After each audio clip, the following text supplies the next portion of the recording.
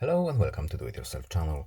Today I will show you where to find the option and how to customize lock screen shortcuts in Realme 14x phone. First we need to go to settings. Then in settings we need to go to home screen and lock screen option. And now we're looking for lock screen shortcuts. And when we open it, we have a few options available. We have Google Assistant and it will be visible here.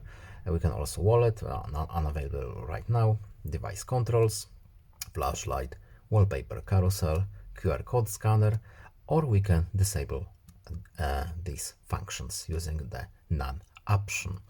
So we can pretty much pick and choose one function that will be visible on the lock screen from this here.